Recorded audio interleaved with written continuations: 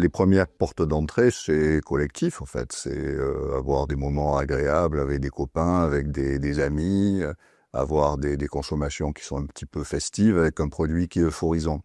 Dans ce cadre-là, finalement, une fois que les mamans, en l'occurrence, prennent conscience du fait que ce produit n'est pas aussi anodin que peut-être elles l'imaginaient, généralement, les réductions de consommation arrivent à se faire relativement vite. Là où les choses vont être plus compliquées, évidemment, c'est quand il y a un trouble de l'usage de cannabis. Et quand il y a un trouble de l'usage, on sait qu'il va y avoir beaucoup plus de difficultés, évidemment, à réguler ces consommations et à les arrêter. Puis ces usages-là vont avoir un effet un peu d'automédication, d'autorégulation.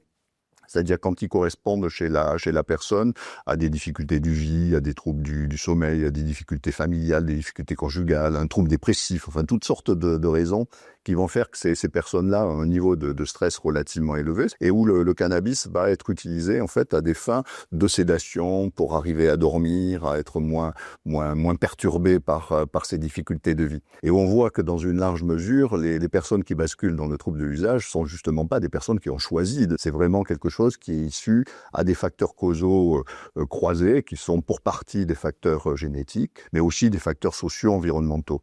Alors un point clé sur ce plan-là, c'est qu'on sait que parmi les facteurs de vulnérabilité majeurs de la bascule vers l'addiction, il y a les traumas et les traumas infantiles. Les jeunes femmes qui auront subi pendant leur enfance des traumas infantiles sont beaucoup plus à risque, une fois qu'elles auront rencontré des produits au moment de l'adolescence, de basculer vers le trouble de l'usage.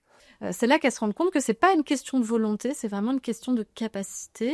Et cette capacité est directement liée à la manière dont la maladie chronique addictive a déjà pris plus ou moins de la place dans leur vie. La première chose qu'on peut leur conseiller, c'est déjà oser d'en parler. La plupart du temps, on leur proposera de rencontrer des spécialistes, notamment de l'addictologie, déjà de leur apporter des conseils, de leur apporter de l'information pour qu'elles puissent se réapproprier en définitive ce qui est en train de se passer et qu'à partir de là, elles puissent vraiment réfléchir sur ce qu'elles souhaitent faire, comment elles souhaitent le mettre en œuvre. Et puis dans certains cas, les futures mamans vont dire, ben voilà, finalement, c'est pas si simple que ça ou que ce que j'imaginais.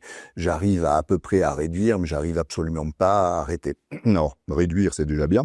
Et puis, il y a un certain nombre de cas où ces futures mamans vont vraiment voir qu'il y a un problème, c'est-à-dire qu'il y a un trouble de l'usage de cannabis. Et à ce moment-là, il ne faut pas hésiter à leur proposer des lieux où elles pourront être accompagnées, soutenues.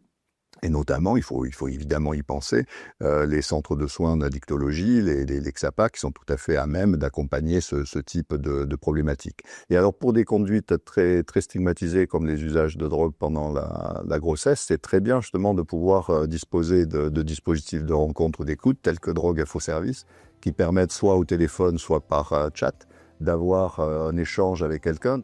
Et alors même qu'on imagine que le regard va être soupçonneux ou critique, là au moins on a la garantie que ça va pas être le cas, donc ça peut être facilitant.